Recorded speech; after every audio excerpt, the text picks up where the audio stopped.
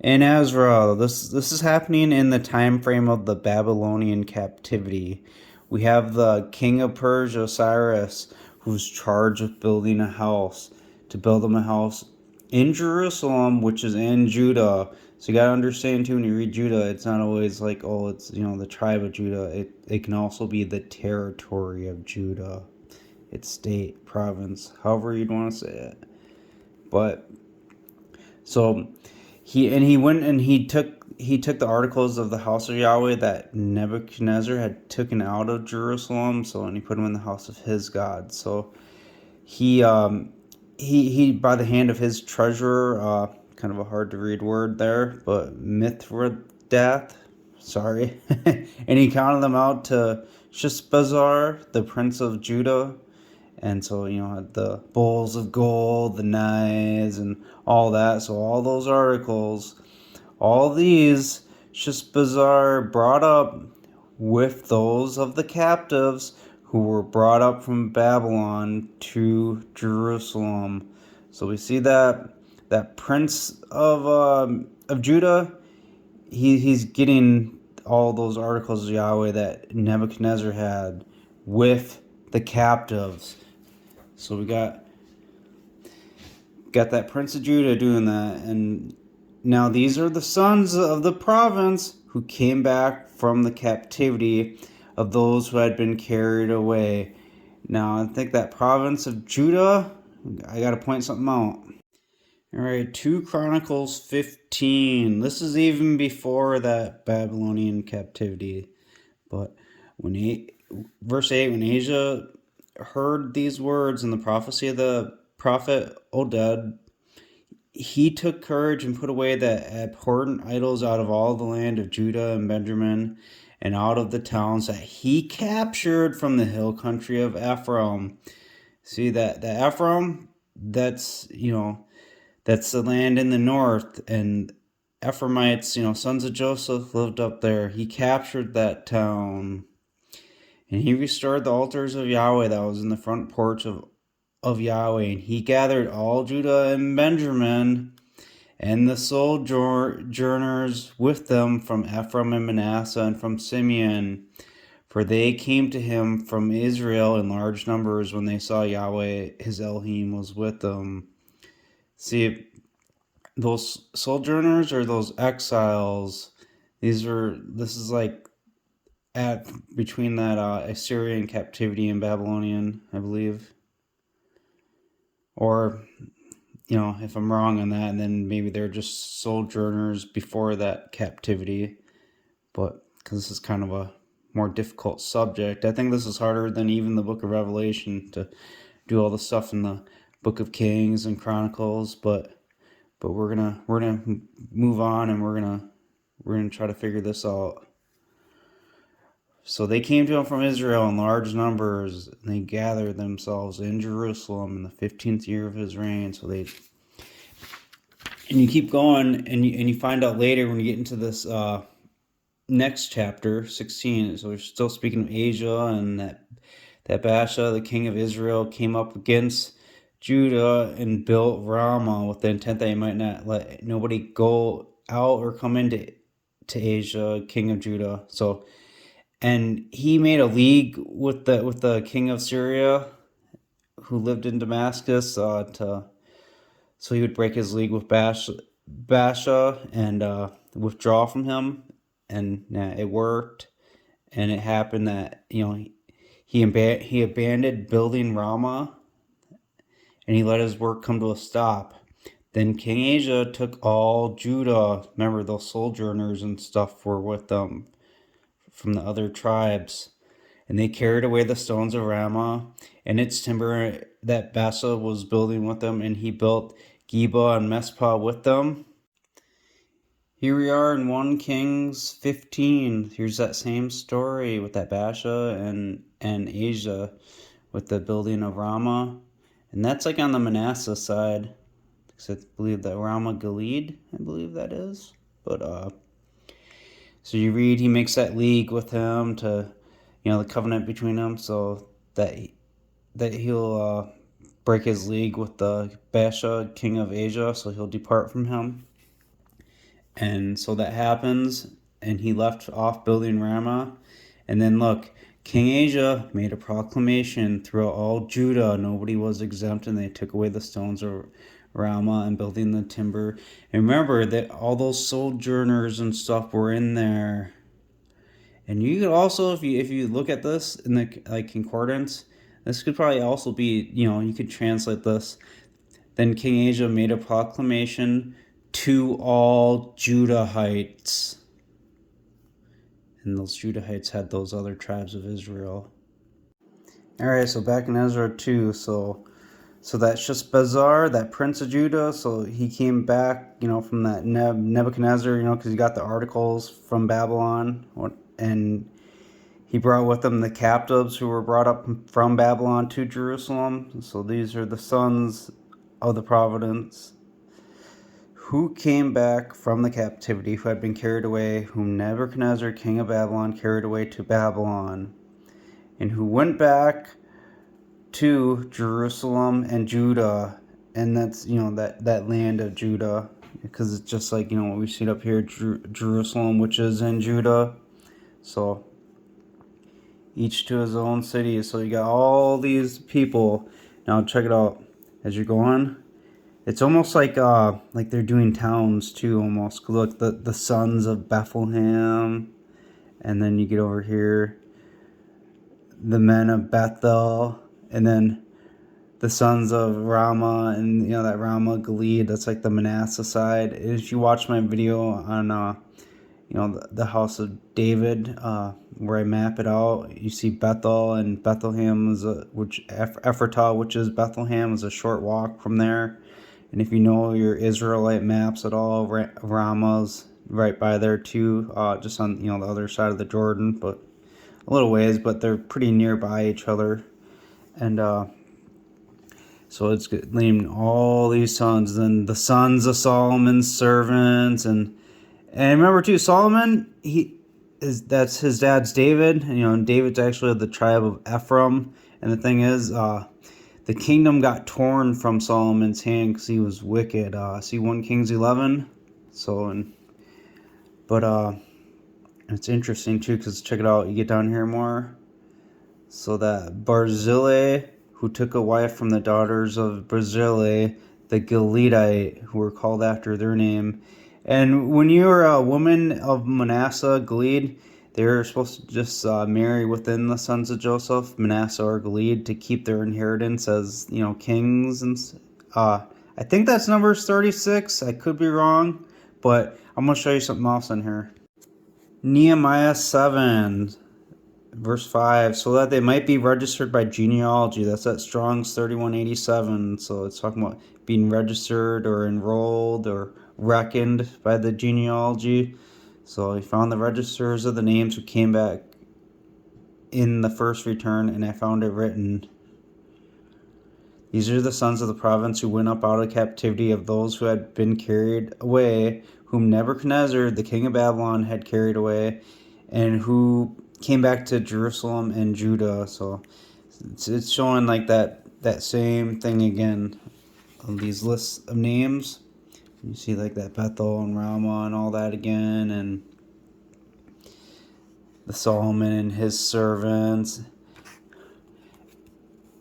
And then there was those people who were unable to demonstrate their father's house or their seed, whether they were sons of Israel. Would you see that in that Ezra 2? I kind of skipped over that part, but I'll show you it. But it uses that Strong's 3187 again for that registering with the genealogies. And look, you got that Gileadite again with that Barzillai. So yeah, and the priests and the Levites and the gatekeepers and the singers and some of the people, the attendants, and all Israel lived in their cities. And so yeah, all of Israel was in their cities, those ones that came back to Jerusalem and Judah. So see, they came back to Jerusalem and Judah. they all, the sons of Israel, were in their cities. And it's even funnier too, you get later into like chapter 8, and it talks about like Watergate. Makes you think of the president's Watergate, but this Watergate's even bigger. We're right here, Watergate, in verse 16. And in the street of the gate of Ephraim, David's from Ephraim, and all the assemblies of those who had came back from the captivity made booths, and they sat under the booths. For since the days of, that's Joshua, that's the word for Joshua, I'll show you. So since the days of Joshua the son of Nun, they're Ephraimites too, that the day the sons of Israel had not done. So that festival they kept, they were doing that in Jerusalem, as you see in verse 15. But also, let's go to 1 Chronicles 7:27. His son Nun, his son should be Joshua. So his son Nun, his son Joshua, not Jehoshua, it's Joshua from 1 Chronicles 7. Because look, if you go to Joshua 1:1, and after the death of Moses, the servant of Yahweh, came to pass that Yahweh spoke to Joshua, the son of Nun. So when we're back in 1 Chronicles 7, you go in verse 22, and Ephraim, their father, mourned many days, and her brothers came to comfort him. And when Ephraim went into his wife, gave birth to a son. So we're doing Ephraim's genealogy here. His son of Nun, his son Joshua.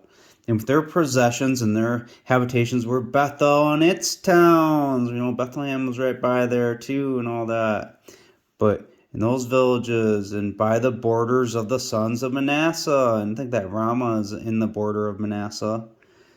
And so in these lived the sons of Joseph. And it's funny too, all those Messiah prophecies and ones with the type and shadows, they're always using someone that's from the tribe of Ephraim or Manasseh. Because of that Joshua prophecy in Zechariah, and he's of Ephraim. And alright, back in Ezra. So we know this is from that first return, like it says in Nehemiah. And here's that thing I mentioned, but were unable to identify their father's house or their seed, whether they were of Israel. And they looked for their listing among those who were enrolled in their genealogy. That's that Strong's 3187, who were reckoned in their genealogy. But they were not found, so they were defiled and excluded from the priesthood. Now we get a little bit later, chapter 3, they're getting ready to build the temple, and Joshua stood up, the son of Josadak, his brothers, the priests, and Zerubbabel. But we keep going. So Zerubbabel, the son of Shealtiel, and Jeshua, the son of Josadak, and the remnant of their brothers, and the priests and the Levites, all those who had come out of the captivity to Jerusalem, began work and were appointed the Levites from a son of 20 years old and upwards to oversee the work of the house of Yahweh. So, to oversee, like to supervise it. So then Jeshua stood with his sons and his brothers, Kadmiel and his sons, the sons of Judah, and together to oversee the workmen of the house of Elohim, the sons of Henadad, and with their sons and their brothers, the Levites. So it seems like those ones of Judah there, like they're just supervising it, while the other, and same with the Levites. And when the builders laid the foundation of the temple of Yahweh, they put the priests in their garments with trumpets. And so yeah, because that Judah word can be tricky too, because you can almost are the sons of Judah from the land there, but no, I believe that right here is definitely got to be talking about the actual tribe, because it makes me think, if you've seen the videos where they got Jews speaking, saying how, we have the Goyim build for us, and it just sounds like what has been will be. And so when the builders laid the foundation of the temple of Yahweh, they put priests in their garments, and they praised to Yahweh, and after writing of David, king of Israel, so they sang together. And now it's interesting, you get down here in chapter 4, because we know those ones of the captivity built it, and they were people of Israel. And now when the enemies of Judah and Benjamin heard that the sons of the captivity had built the temple, so they know the sons of the captivity, those ones that came back, were Israelites from all the tribes, living in the cities of Judah, like Nehemiah says. And they came to Zerubbabel, the head of their fathers, and they said to him, "Let us build with you, for we will search for Elohim as you do, although we have not been sacrificed unto him since the days of Esarhaddon, king of Ashur, who brought us here." But Zerubbabel and Jeshua and the rest of the heads of the fathers of Israel, so it sounds like there's other people too, like they're the elders and, like they were rulers of them. Like Genesis 48 prophecy says about, in the last days, and the scepter will not depart Judah, nor a lawgiver from him until Shiloh comes. So you have nothing to do with us to build a house for our Elohim, but we ourselves together will build to Yahweh our Elohim, as King Cyrus, the king of Persia, has commanded us. And the people of the land weakened the hands of the people of Judah. And I'm thinking, like, the people of Judah, those captives that return, who were under the foot of Judah, Judah's hands would be on the neck of their enemies. And yeah, people have a hard time believing that, but and scared them from building, and they hired advisors against them to frustrate their purpose all the days of Cyrus, king of Persia, until the reign of Darius, king of Persia. And during the reign of Assuereth, in the beginning of his reign, they wrote him in an accusation against the inhabitants of Judah and Jerusalem, so that Judah, again, being that land of Judah. So, and those inhabitants and those people that are weakening the hands of them, the enemies of Judah and them, you find out they're the Babylonians and some of those other ones. But they heard, because they heard that the sons of the captivity built the temple. Well, and here's their accusation then against those inhabitants of Judah, those ones that built the temple, those Israelites. So you get down here, this is the copy of the letter that they sent to him. So to the king, your servants, the men beyond the river, and so on, let it be known to the king that the Judahites who came up from you to us have come to Jerusalem, building a rebellious and evil city. So they called all those other Israelites from the other tribes, they called them Judahites. That kind of changes your thinking when you hear there's no difference between Judahites and Greeks. Because those ones in captivity, some of them came back to that land, and other ones spread abroad.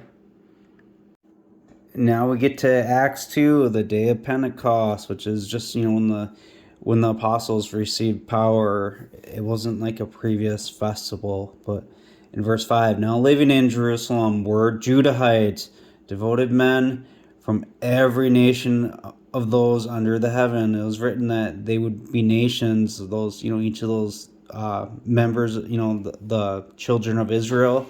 So these are all the tribes.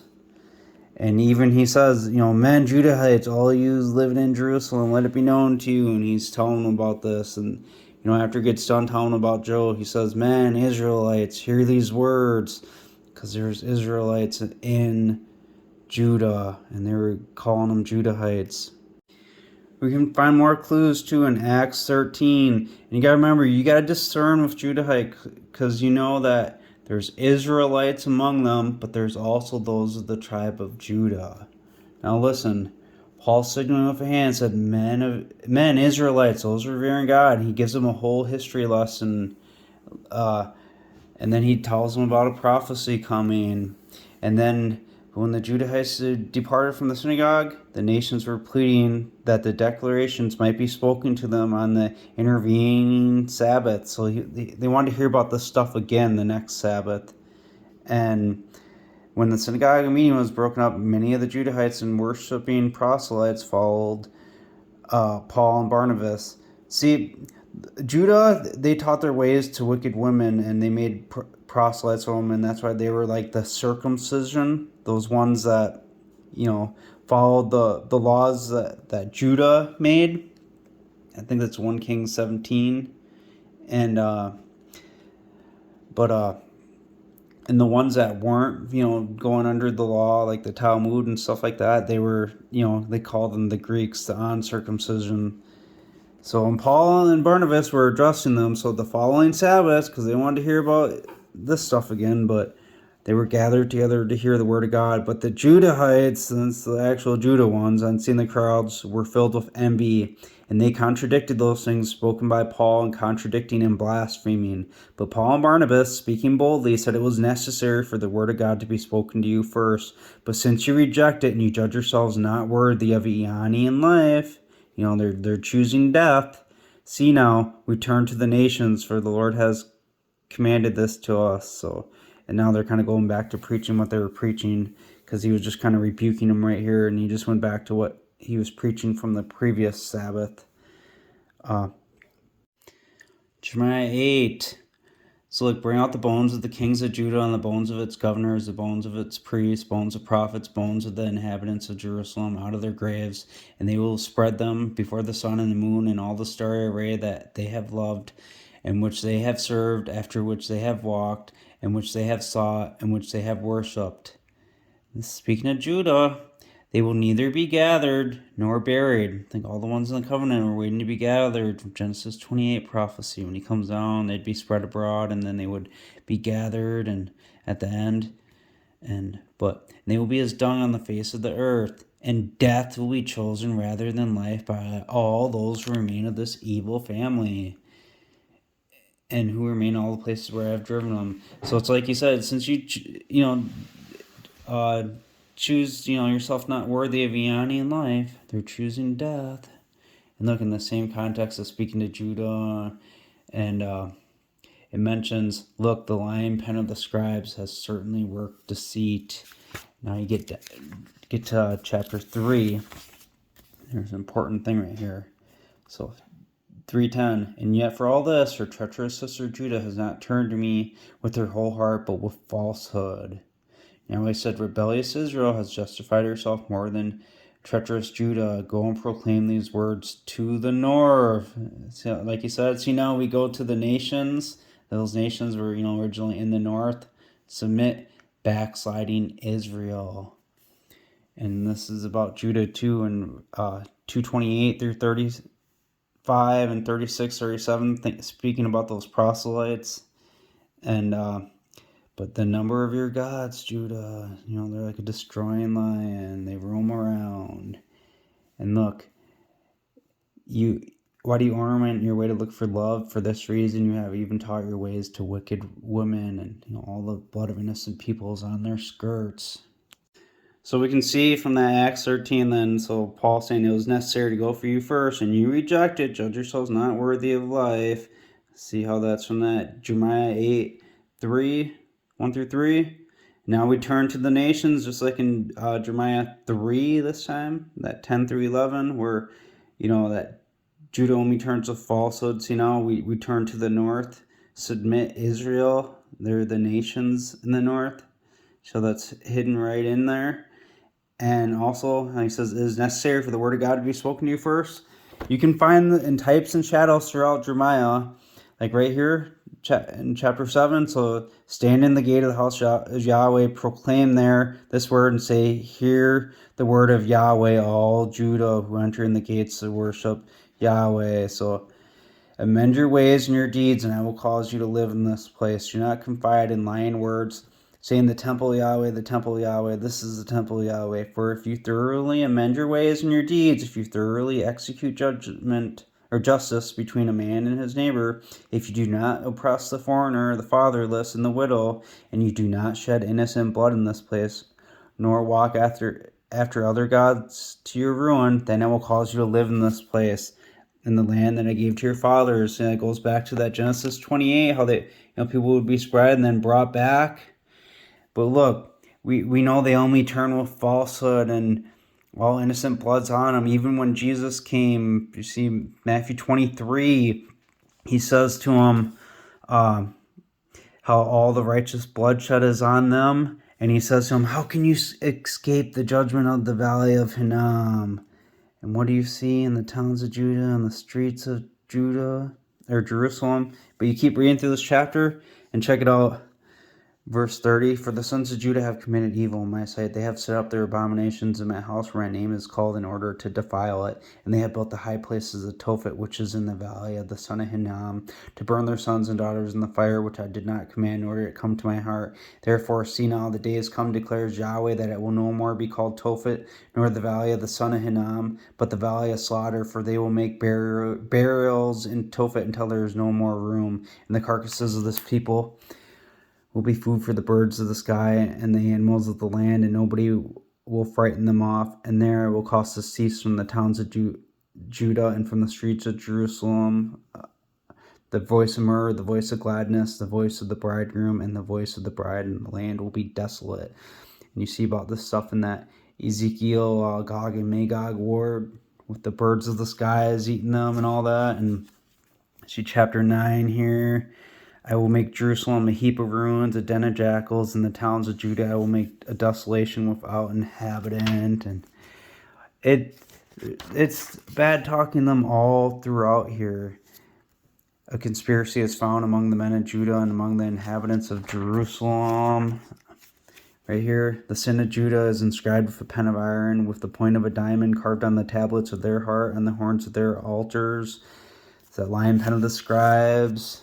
Look, chapter 19, you get the valley of Hinnom again. So see now the days come. This place will no more be called Tophet, nor the valley of the son of Hinnom, but the valley of the slaughter. And I will make void the counsel of Judah and Jerusalem in this place. And I will cause them to fall by the sword of their enemies, and by the hands of those who look for their lives. Who looks for their lives? The Israelites are the ones that get told to submit, and they search out for their God.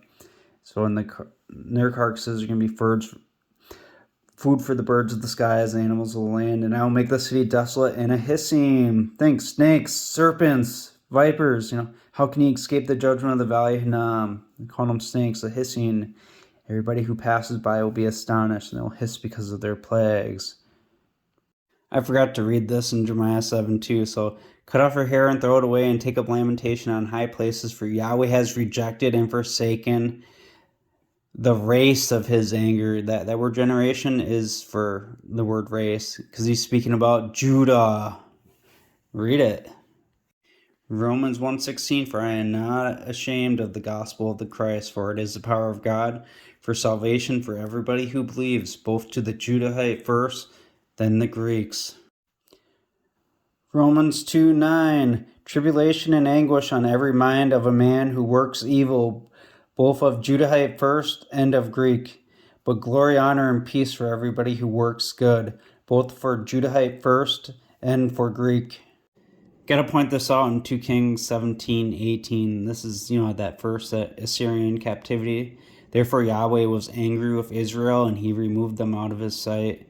And there was nobody left but the tribe of Judah. Judah also did not keep the commandments of Yahweh their Elohim, but walked in the statutes of Israel that they had made. See, there are those ones of the circumcision. And so it's like in 1 Corinthians 9:20. So in Paul's writing, and to the Judahites, I became as a Judahite, because he was just saying how, being a free man from all things, I made myself a servant to all, so that I might gain more. So into the Judahites, I became as a Judahite, so that I might gain the Judahites. To those under law, as under law, so that I might gain those under law. So you get it? Because he's following those ones that Judah made, because they made everyone circumcised and to follow their Talmud and all that.